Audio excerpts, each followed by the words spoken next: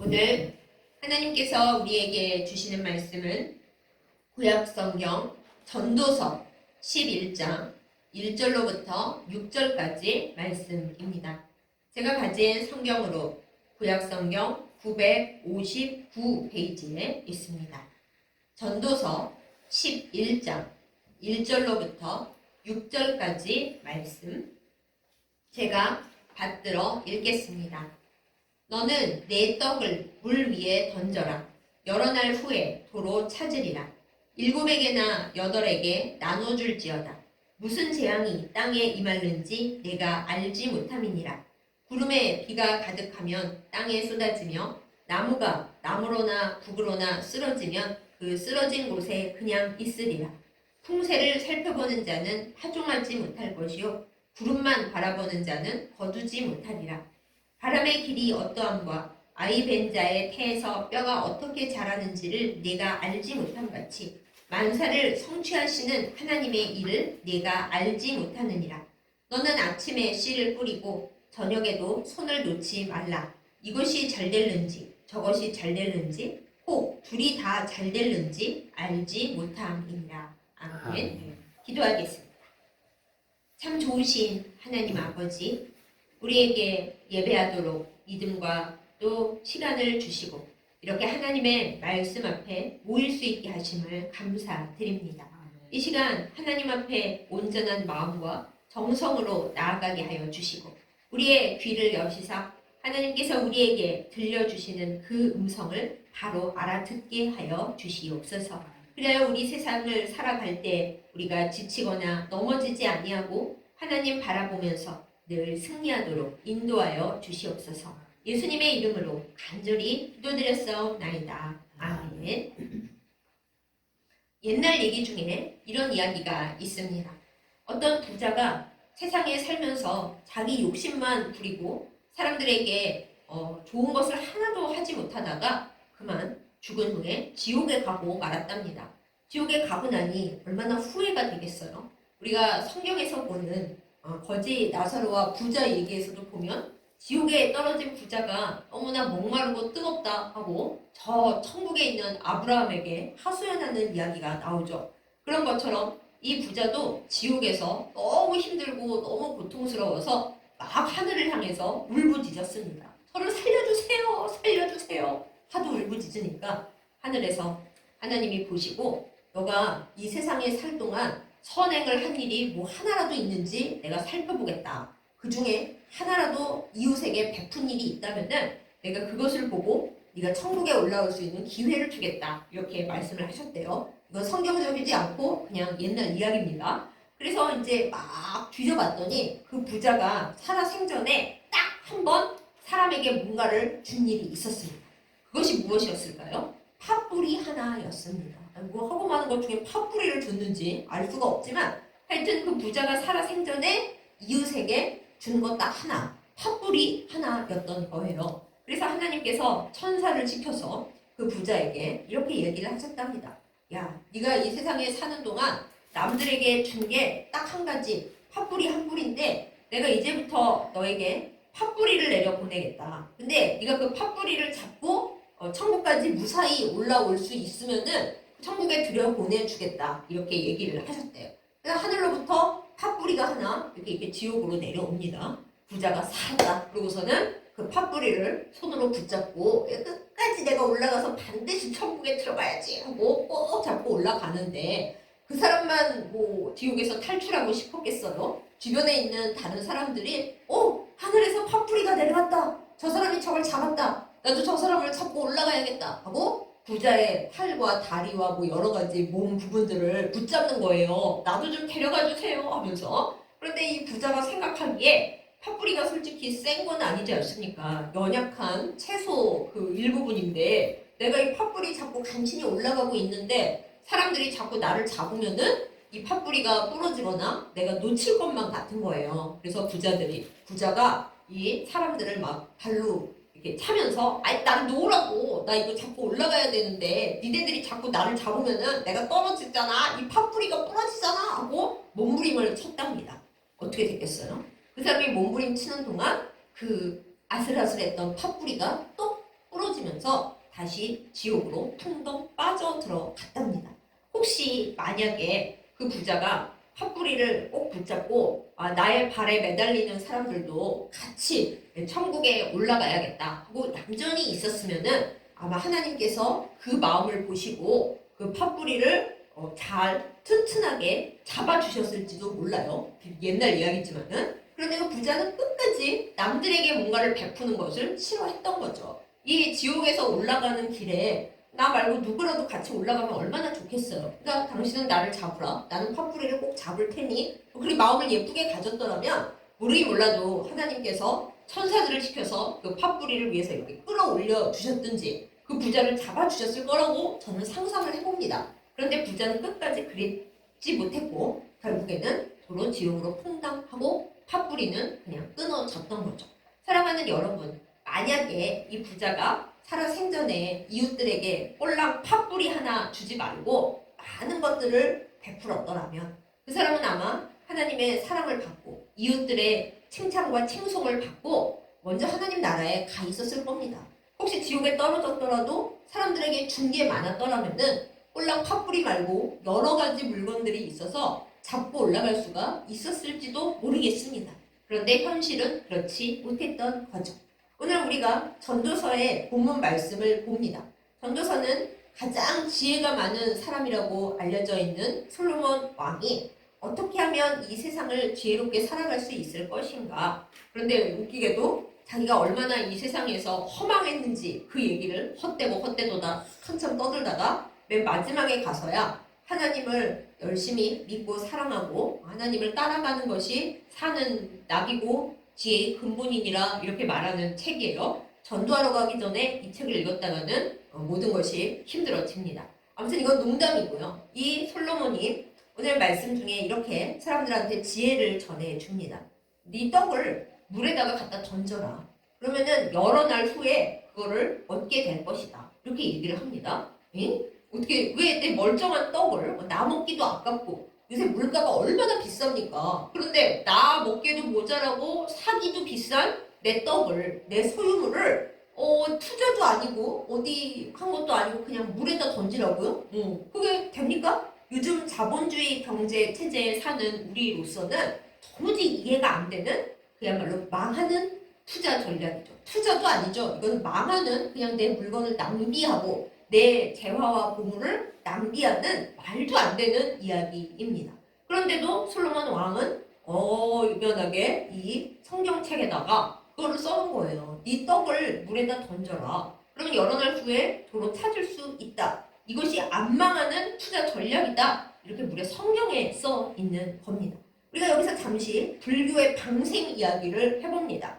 석가탄신일이나 여러 불교를 믿는 사람들이 자기의 중요한 행사나 그런 걸 앞두고 대부분은 자녀의 입시를 앞두고서는 물고기를 잔뜩 사다가 혹은 물고기가 먹을 먹이를 잔뜩 마련해다가 물가에 서서 이것을 풀어놓습니다. 물고기를 방생하고 먹을 것들을 이렇게 물에다가 내놓습니다. 마치 오늘 여기에 나오는 얘기랑 조금 결이 비슷한 것 같죠? 근데 그 사람들이 그걸 하는 이유는 뭐예요? 그냥 아무 대가 없이 하는 겁니까? 아닙니다. 오늘 하고 있는 이 행사가 잘 되기를 바라면서 덕을 쌓고 있는 거예요. 그리고 내가 물고기에게 은혜를 베풀었으니 내가 하고 있는 일도 다시 잘 되기를, 보상이 돌아오기를 바라면서 그거를 하고 있는 겁니다. 불교도들도 물에다가 뭔가를 던지고 뭘 이렇게 보낼 때는 그렇게 바라는 게 있어서 또 이익을 생각하면서 그걸 하는 건데 덕을 쌓자고 하는 일인데, 그런데 우리 그리스도교를 믿는 기독교인들이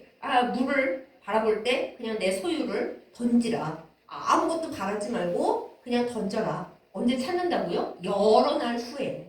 지금 당장 보상이 온다는 뜻이 아닌 겁니다. 하나님께서는 우리에게 말씀하십니다. 너의 소유, 너의 귀중한 것, 그것을 아무것도 바라지 말고 남들에게 나눠라.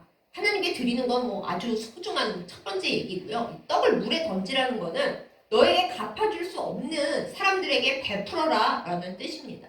근데 그렇게 하면은 여러 날 후에 도로 찾는다고 말씀을 하세요. 지금 당장 돌아오는 게 아니고 우리가 다 잊어먹고 내가 언제 그런 일을 했었나? 그런 것도 다 잊어버린 까마득한 후에 혹은 어쩌면 나는 이 세상을 다 떠난 후에 그때 도로 찾는다고 이렇게 솔로몬을 통해서 하나님께서 우리에게 거룩한 지혜를 안 망하는 투자 전략을 말씀을 해주고 계시는 것입니다. 도대체 우리는 왜 그렇게 해야 합니까? 이 내 귀한 떡을 나 먹기도 모자르고 이렇게 간수해도 아까운 이 떡을 흘러가는 물에다가 던지는 그 믿음과 용기는 어디에서 나오는 것일까요? 첫 번째로 우리가 알아야 할 것은 하나님의 손은 엄청나게 크다라는 것입니다. 하나님은 이 우주를 만드신 분입니다. 하나님께는 이 지구 전체가 하나님의 손바닥 위에 조그맣게 올라오는 구슬 한 개? 그 정도밖에 안 되십니다. 우리가 우리의 생각과 우리의 여러 가지 계획으로 내가 받을 이익을 계산하고 하나님 앞에 기도를 하면서 하나님 제가 이 정도를 하나님께 헌금하고 사람들에게 이만큼 헌신 봉사를 하면 내가 정한 이때쯤에 하나님께서 이만큼 주실 거지요? 이렇게 거래를 하는 마음으로 누군가에게 투자를 했다고 생각을 해보세요. 아마 대개 악은은 그 투자는 내가 생각하는 선에서 망할 것입니다. 왜냐하면 하나님의 손은 온 우주를 덮으시고 하나님의 계획은 영원 전부터 영원 끝까지 보고 계시기 때문입니다. 하나님의 손은 크고 하나님의 눈은 영원 전에서 영원 후까지 보시는 그런 눈이기 때문에 우리가 계산하는 그 생각과는 너무나 다릅니다. 하나님께서 우리가 이익을 계산하면서 네가 기도를 이렇게 저렇게 하는데 어쩌고 보시면은 이렇게 얘기하십니다. 이거 성경에 있는 말씀인데 내 생각은 너의 생각과 다르다. 땅 하늘이 많이 차이 나는 것처럼 네가 계획을 세우고 나한테 기도하고 헌금하고 이웃을 도와주면서 하나님 제가 이만큼 베풀었으니까 제가 원하는 거 요만큼 주세요 하고 말하는 거에 대해서 하나님은 아니 내 생각은 그게 아닌데 라고 하시는 거죠. 근데 답답한 것은 우리가 이렇게 얘기를 할 때 하나님께서 우리가 알아듣는 방법으로 아니야 네가 지금 이걸 원하는데 지금 그거는 별 의미가 없고 나중에 네가 꼭 필요할 때 꼭 필요한 방법으로 이 세상 아무도 널 도와줄 수 없을 때 내가 그때 도와줄게 하고 말씀을 해주시면 우리가 알아듣기도 쉽고 또 그렇게 알겠는데 하나님은 그렇게 일하시는 분이 아니라는 거죠. 하나님은 우리에게 얘기를 그렇게 안 해주시고 침묵하실 때가 더 많습니다. 어쩌면 하나님은 침묵 안 하시고 말씀을 하시는데 우리 영적인 귀가 열려있지가 않아서 못 듣고 있는 그런 일이 더 많을 것 같기도 하지만요. 아무튼 그래서 우리는 자주 실망을 합니다. 하나님 제가 초신자 쪽에는 제가 하나님께 기도만 하면 잘 들어주시더니 그리고 제가 하나님께 헌금 요만큼 하고 이웃을 향해서 뭐 좀 하면 하나님 이만큼 주시더니 제가 옛날보다 믿음도 더 좋아진 것 같고 기도도 더 많이 하고 헌금과 봉사도 더 옛날보다 많이 하는데 왜 이제는 제 소원을 안 들어주시고 제가 하나님께나 이웃에게나 한 거를 왜 이루어 주시지 않습니까? 하고 우리가 섭섭할 때가 꽤 많이 있습니다. 그런데 그게 하나님 나라의 일반적인 법칙이고 규칙인 거예요. 우리가 아직 어린 아이일 때는 하나님께서 나는 너에게 주는 하나님이고 너의 필요를 공급하는 하나님이고 네가 나에게 요만큼 하면 나는 더 크게 이만큼 주는 하나님이야 라는 거를 교육시키시기 위해서 우리가 어린아이를 교육시킬 때는 즉각적으로 이렇게 얘기를 하잖아요. 그래서 하나님께서 믿음이 어린 우리에게는 그렇게 하시는데 어느 정도 말귀를 알아들을 나이가 되고 그리고 하나님이 어떠한 분이신지를 제대로 배워야 할 때가 찾아오고 우리가 그렇게 성장을 해 나가면 하나님께서 그렇게 자동 판매기처럼 즉각적으로 응답을 하시지 않을 때가 더 많습니다. 하나님께서 나는 네가 바라는 것, 그 조그만한 것을 즉각 이루는 그런 존재가 아니고 아주 멀리, 아주 크게, 아주 깊게 보고 너에게 진정 좋고 진정 필요한 것이 언제 어떻게 어떤 모습으로 필요한지 네가 정하는 것이 아니라 내가 정해서 너희에게 줄 거야 이렇게 말씀하시는 하나님이십니다. 우리가 오늘 보는 이 전도서의 말씀을 보면은 앞부분에는 떡을 던져라 여러 날 후에 도로 찾는다 이 말씀을 하시지만은 뒤에 보면은 자연에서 일어나는 여러 가지 일들을 우리가 하나도 알지 못한다 이런 말씀이 계속 나와요. 그러면서 태아가 엄마 뱃속에서 자랄 때 뼈가 어떻게 자라는지 그리고 바람이 어떤 방향으로 불 것인지 너희는 알지 못한다 이런 말씀이 나오잖아요. 하지만 그 모든 일을 성취하시고 그 모든 일을 아름답게 하시는 분은 바로 하나님이시라. 그러니까 우리가 내가 판단을 해서 바람이 오늘 어느 쪽으로 불 건지 풍세를 살피고 내 생각에 올해는 이게 잘 될 것 같은데 하고 내 머릿속으로 혹은 어디 투자 전문가에게 물어봐서 뭐 그런 걸 해서 하는 것이 아무 의미가 없다. 오늘 말씀에 이런 이야기들이 나옵니다. 왜냐면 이를 성취하시는 분은 하나님이시기 때문에. 그래서 바람이 부는 것, 뭐 비가 어떻게 오는 것 그런 거 생각하지 말고 오늘 말씀에 아침과 저녁에 무조건 씨를 뿌리고 열심히 일해라. 어떤 게 잘 될지 우리가 알 수가 없고 그 모든 것은 하나님께 달려있기 때문이다. 이렇게 말씀에 적혀 있습니다. 마찬가지입니다. 우리가 하나님께 드릴 때나 우리의 이웃들에게 소소한 것이라도 나눌 때에 내가 이만큼 하면 이익이 이만큼 찾아오겠지? 계산하는 거 아무 의미가 없습니다. 우리의 이익과 우리가 그것을 받을 때는 큰 손이신 하나님께서 결정하시기 때문입니다. 그러므로 사랑하는 여러분, 우리가 하나님을 온전히 바라보고 하나님께로부터 우리의 이익과 보상이 하나님 주시고 싶을 때, 우리에게 제일 필요할 때 온다는 것을 제대로 믿으십시다. 그렇게 해야지 우리가 내 귀중한, 내 아까운 떡이라고 상징이 되어 있는 나의 재화, 나의 물질, 나의 시간, 이 모든 것을 아무 의미 없어 보이는 물에다가 던지는 것처럼 그렇게 내놓을 때 우리가 시험에 들지 않고 믿음으로, 기쁨으로 나아갈 수가 있습니다. 우리가 열심히 헌금하고, 열심히 헌신하고, 열심히 하나님 앞에 나아가고, 열심히 이웃을 사랑하다가 넘어지고 시험에 드는 순간들이 분명히 있습니다. 왜? 우리가 바라는 것이 있었기 때문에 그럽니다. 우리의 떡을 물에다 던진 게 아니라 이 사람에게 이 정도 주면은 그 사람이 나에게 이렇게 해주겠지? 그 사람이 안 주더라도 하나님께서 보시고 응답을 빨리 주시겠지? 하고 우리 나름대로 계획을 세워서 기대했기 때문에 그래서 우리가 허탈해지고 뜻대로 안 되면은 시험에 드는 거예요. 그런데 하나님께서는 우리가 그러는 것을 별로 안 좋아하실 뿐만 아니라 너희가 신앙인으로 성숙하고 있다면은 그 마음을 애초에 갖다 버려라. 이렇게 말씀을 하십니다.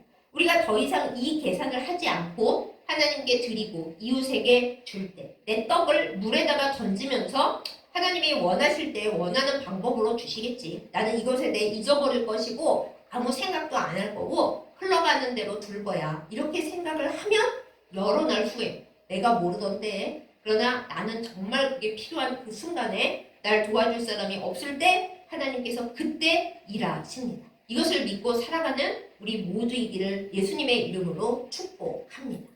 하나님께서 우리에게 주시는 것은 하나님 마음입니다. 우리가 정하는 것이 아닙니다. 하나님께서 우리에게 주실 때 주시는 방법, 주시는 양 다 하나님께서 결정하십니다.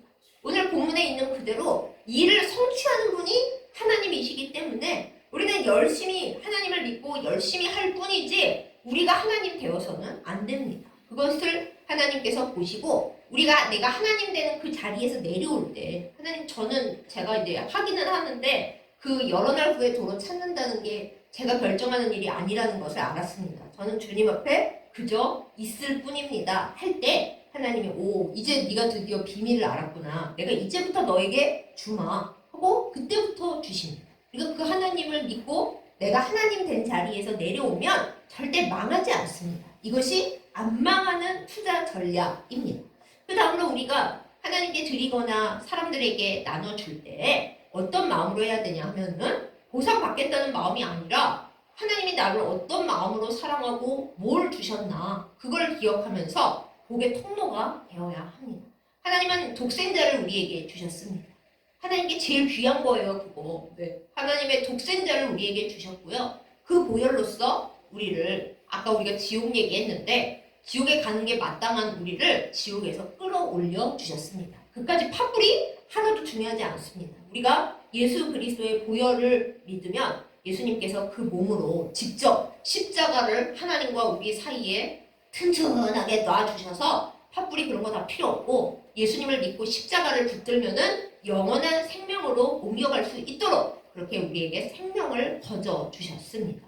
이것을 믿는 것이 우리의 믿음인데 진짜 이걸 믿는 사람이라면 죽어도 시원치 않을 영원히 불에 던져지고 영원히 요새 유행하는 말로 영혼은 소멸에 가도 이상하지 않을 이 나를 하나님께서 사랑하셔서 제일 귀한 독생자를 주시고 믿기만 하면 뭐 여러 가지 안 해도 십자가를 붙들고 하나님 나라에 갈 수 있는 영원한 생명을 주셨으니까 그 거저 주신 것이 너무 크고 너무 감사해서 내가 갖고 있는 모든 거는 다 거저 흘려보낼 수 있어. 이 세상은 다 뭐 양재물이라도 공짜로 준다면 다 얻어가려고 하는 세상이지만은 하나님께서 나에게 공짜로 주신 그 은혜가 너무 커서 나도 내 거는 무엇이든지 다 남들에게 줘도 하나 아깝지가 않다고, 하나님 주신 거에 비하면 내 건 별거 아니라고 그런 마음이 우리 안에 진짜로 있을 때, 그때 하나님께서 이 세상의 모든 것을 우리에게 흘려보내십니다. 왜요?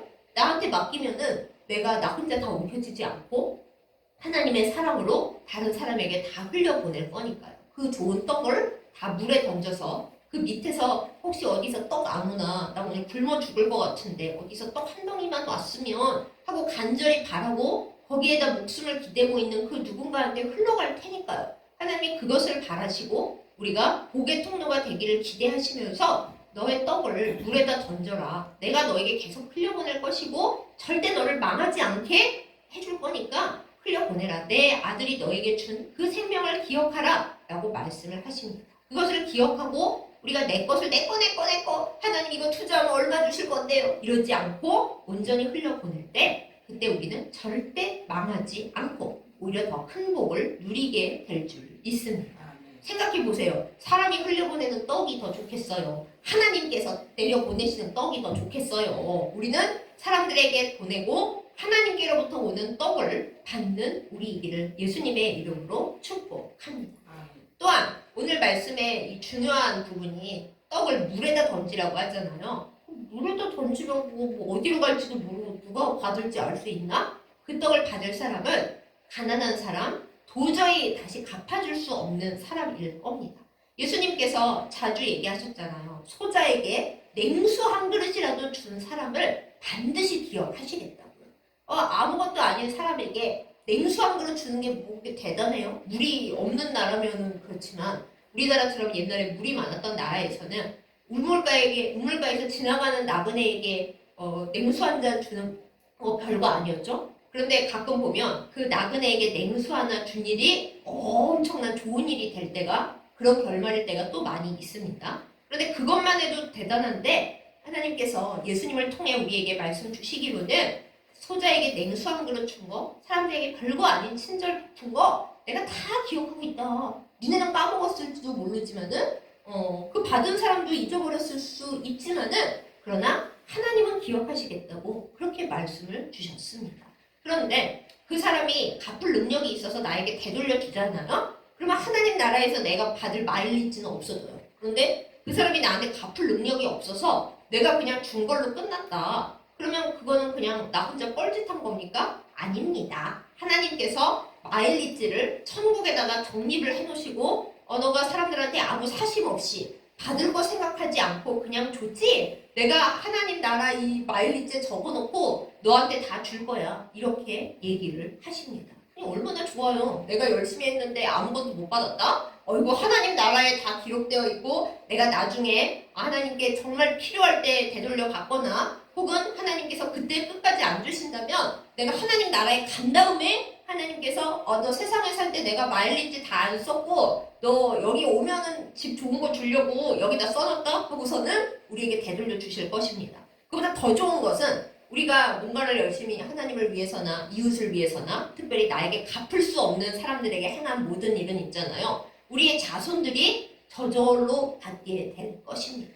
저는 자식이 없는데요. 자식이 없더라도 내가 가장 사랑한 일, 또 내가 발 딛고 있는 이 땅, 이 나라의 후세대에게 하나님께서 내가 열심히 한 것에 대해서 아래 세대에게 보상을 주신다라는 것이에요. 여러분께서 자녀를 정말 사랑하십니까? 근데 나는 가난해서 해외 유학도 못 시켜주고 남들은 집도 사주고 뭐 그런다는데 나는 해줄 것이 아무것도 없다 슬퍼하십니까? 자녀 손들이 하나님 앞에서 복받고 잘 살게 하기 위하여 오늘 우리가 나에게 갚을 수 없는 사람에게 사랑과 친절을 베푸시기 바랍니다. 그렇게 하면은 내가 가고 없어도 뭐 재산을 물려줘봤자 걔가 뭐 투자 한 번만 잘못하면 다 날아가잖아요. 그런데 공부를 솔직히 많이 해봤자 요즘은 공부를 많이 했다고 성공을 꼭 보장하는 세상이 아니거든요. 집을 사줘봤자 걔가 그걸 담보로 놓고 뭐 주식이나 펀드 투자 잘못하면 바로 날아가거든요. 그런데 그런 거 아니고 우리가 나에게 갚아줄 수 없는 사람에게 친절을 베풀었다. 사랑을 베풀었다. 그러면 하나님께서 그거를 잘 기억하고 챙겨 계셨다가 내 자손에게 꼭 필요한 순간에 그것을 갚아 주십니다. 이 얼마나 남는 장사고 절대 안 망하는 투자 전략입니까? 사랑하는 여러분, 이것을 기억하시고 우리의 떡을 물에 던질 수 있는 믿음과 용기와 지혜가 우리에게 있기를 예수님의 이름으로 축복합니다.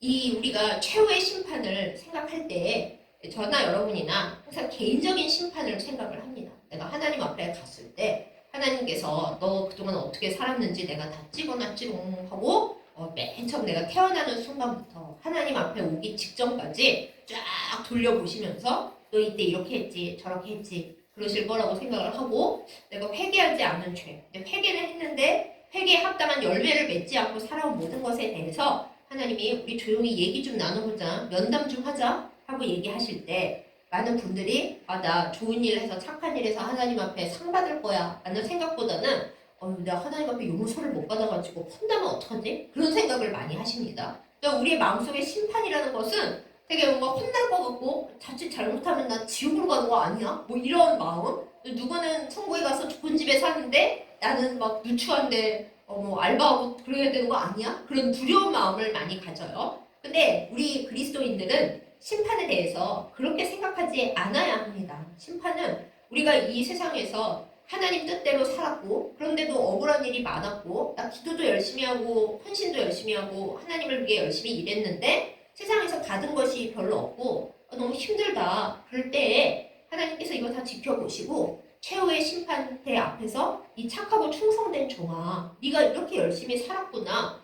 많은 것이 힘들었고 어려웠지만은 네가 최선을 다해 산 것을 내가 다 보고 있었다. 이제부터는 나와 함께 평안과 좋은 것을 누리자. 그리고 세상에 남겨두고 온 너의 자녀 손들에게는 내가 크나큰 복을 줄 것이다. 이렇게 얘기하시는 자리가 최후의 심판 자리예요. 왜? 믿지 않는 자에게는 악인의 최후의 심판은 망하는 거지만은 하나님 앞에 착하고 충성되게 살고 특히나 세상에서 뭘 많이 못 누린 분들은 최후의 심판 자리에 가면 이제 아주 즐거운 자리예요. 하나님께서 그동안 너 못 누렸지? 열심히 했는데 나도 다 보고 있었는데 주님 저에게 왜 이러세요? 눈물 많이 흘렸지? 그거 내가 지금 다 보상할 거야 하시는 자리가 최후의 심판입니다. 그러니까 우리는 무서워하거나 나 안 만났으면 좋겠는데 하나님 이럴 게 아니라 그 자리에 하나님 앞에 설 때 당당하게 천사들이 다 박수 쳐주면서 너무 고생하고 열심히 사셨어요 하고 천사들의 박수와 환영을 받으면서 주님 앞에 가서 칭찬받고 상 받을 그 자리를 생각하면서 기쁨과 소망으로 살아야 합니다. 이 세상에서 서러운 일이 많고 사람들이 나를 아무리 열심히 일해도 안 알아주고 오히려 억울하고 막 이상한 일을 당한다. 그때 우리는 울 것이 아니라 나의 억울함은 주님이 다 알아주시고 천군 천사가 증인으로 다 보고 있고 하나님 앞에 섰을 때 주님이 다 챙겨주시는 일이야. 또 그것뿐만 아니라 더 보너스로 내 자녀손들에게는 하나님이 좋은 것으로 주시는 거야. 이렇게 생각하며 사는 우리의 믿음이 되어야 하겠습니다. 이건 진리거든요. 진리. 진짜. 네. 그리고 또 하나 더. 우리가 심판에 대해서 개인적인 심판만 1대1로 자꾸 생각하는데 그게 아닙니다. 우리가 이 세상을 살아가면서 아까 말씀드렸듯이 소자에게 냉수 한 그릇 준 거, 지나가는 사람에게 힘들어하는데 가방 하나 들어준 거, 길 물어봐서 내 길을 돌아가면서까지 가르쳐 준 거, 그거 아무것도 아닌 일이잖아요. 우리 생각에. 근데 하나님께서는 이 다음에 우리가 최후의 심판 자리에 갔을 때 우리가 이 세상을 살면서 행한 크고 작은 모든 말과 행동이 역사 전체로 봤을 때 다른 사람에게나 혹은 역사적인 어떤 일 가운데서나 어떤 영향을 미쳤고 어떤 결과를 일으켰는지 다 보신대요. 그러니까 악한 일을 많이 해서 주변 사람들에게 그냥 슬픔을 안겨주면서도 이 세상에서 잘 먹고 잘 사는 사람들 우리 생각에 아니 하나님이 공평하시다면서 정의 하나님이시라면서 이러실 수가 있어? 하고 막 답답해하잖아요. 그런데 이 다음에 이제 심판 자리 앞에 갔을 때는 하나님께서 악인들이 그 역사에 악한 영향을 미치고 사람들을 힘들게 하고 나라를 막 나쁘게 만든 그 모든 것에 대해서 하나님께서 직접 물어보시고 심판을 내리실 거라고 해요. 그러니까 나 자신이 혼자 한 일뿐만 아니라 내가 아무 생각 없이 했었던 말과 행동들이 주변 사람들에게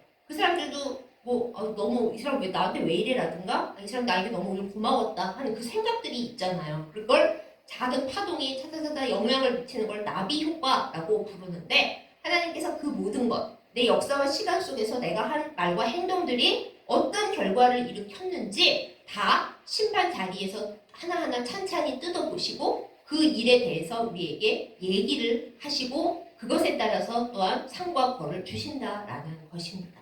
그러니 여러분, 우리가 얼마나 책임감을 가지고 살아야겠어요. 오늘 내가 기분 나빠서 누구에게 욕했다? 설마 뭐 그럴 수도 있지 뭐. 그게 아닌 거예요. 하나님께서는 그걸 하나하나 다 살펴보시고 오늘 네가 욕을 해서 아무 죄도 없는 저 사람이 슬펐고 기분이 나빴고 울었다. 하나님은 다 그 사람 입장에서도 기억을 하고 계신다는 거예요. 좀 무섭죠? 그러므로 우리의 말과 행동을 뭐 그럴 수도 있지 이러면 안 되고 하나님을 이 다음에 내가 만났을 때 너 그때 걔 왜 울렸어? 하고 물어보실 때 내가 언제 걔를 울렸어요 하나님? 그래봤자 증거가 다 있어요 증거가. 그러니까 항상 우리의 말과 행동에 책임을 지는 자세로 살다 보면 물론 실수하죠. 우리가 연약하고 죄도 많은데 누군가에게 우리가 못되게 굴었다면 하나님 제가 연약해서 실수했고요. 그 사람의 마음이 다치지 않았기를 또 상처받았다면 하나님께서 위로하시고 만져주셔서 낫기를 제가 다시 회개하며 기도합니다. 저도 용서해 주시고 그 사람도 만져주세요. 이렇게 기도를 해야지 사람이 살다 보다 그런 거지. 그러면 이 다음에 하나님 앞에 나가서 우리가 할 말이 없어지고 매우 부끄러워집니다. 거꾸로 내가 누군가에게 아무 별 생각 없이 사랑과 친절을 베풀었어요. 나는 그냥 잊어먹었는데 그 사람은 하나님 앞에서 오늘 저 사람이 나를 도와주고 나를 위로해줘서 얼마나 하나님 저게 정말 너무 살았어요 하고 얘기하잖아요. 그 사람이 말한 얘기를 하나님이 다 듣고 계시다는 거예요. 그래서 나는 까먹었지만은 이 다음에 하나님 앞에 갔을 때 너 맨날 언제 그 사람에게 뭐 좋은 말을 해주고 그 사람에게 기도 한마디 해주고 그 사람 쓰담쓰담 해줬다. 하나님이 그러실 때 우리 다 까먹었을 수도 있잖아요. 제가 언제요? 그러면 하나님이 그 사람이 그거 너가 해줬다고 나한테 말할 때 속으로 생각할 때 내가 다 기록해놨어. 그러신단 말이에요. 그러니까는 우리는 우리의 크고 작은 행동 하나하나 특별히 내가 뭐 대가를 바래서 보상을 바래서가 아니라 그런 거 아무것도 없이 그냥 하나님 앞에서 나의 이웃 간의 관계에서 행한 모든 일에 대해서 그야말로 떡을 물에 던져야 됩니다. 내 귀한 떡인데 이거 딴 누구를 주면은 그 사람이 나중에 10배로 쳐줄 텐데 그런 거 생각하지 말고 오늘 흘러가는 물에 이 세상에 흘러가는 나의 시간 속에서 내가 만나는데 내가 그 사람을 도와준다고 그 사람이 나한테 갚아줄 수가 없는 그런 가난하고 힘겨운 사람들에게 그냥 내 떡을 줘요. 물 속에 그냥 던지듯이 획 던진다는 게 아니라 그냥 기꺼운 마음으로 이거 내 손해보는데 생각하지 않고 그냥 주세요. 그러면 여러 날 후에 하나님께서 생각하시는 그 어느 날 후에 큰 손이신 하나님께서 갚아주십니다. 그걸 바라지 않았기 때문에 더 크게 하나님께로부터 받고 이 다음에 영생에 받고 내 자손들이 받는다. 이 땅에 살아가는 우리의 후세대들이 받는다. 이렇게 생각하고 믿고 실천하는 우리들이 되기를 예수님의 이름으로 축복합니다. 그래서 내가 복의 통로가 되는 거예요. 복의 통로. 뭐 엄청난 일을 해서 복의 통로가 되는 게 아니라 내가 살아가는 순간순간 내가 건네는 말 한마디 내가 사람들에게 하는 그 작은 행동들 그것이 하나님 앞에 그 사람들에게 복을 전달하는 것이 될 때 그때 나는 하나님의 복의 통로가 되고 내가 가는 자리마다 내가 있는 자리마다 내가 말하는 자리마다 복 덩어리가 되는 겁니다. 여러분 복 덩어리가 되면 마귀는 물러갑니다. 그거 복 주는 사람 옆에 붙을 리가 있겠어요? 물론 시험을 줘서 쓰러뜨리려고 가끔 끼웃끼웃하기는 하겠지만은 하나님께서 복 덩어리인 사람을 그냥 냅두시겠냐고요. 천군 천사 파견해서 네가 어디로 가든지 내가 너를 지키며 너의 모든 일과 행동 속에서 사람들에게 계속 복을 나눠주도록 내가 너를 지키마. 하나님께서 우리에게 그렇게 말씀 주십니다. 사랑하는 여러분, 떡을 아까워하지 말고 내 거를 아까워하지 말고 내가 남들에게 좋은 말 하든 말든 그들이 뭐 하겠어? 하지 말고 사랑하는 여러분의 모든 떡을 아무도 생각 못하는 그 물에다가 예쁘게 던져주세요. 하나님께서 모든 일을 성취하시는 하나님께서 다 보고 우리 모두에게 복을 주실 것입니다.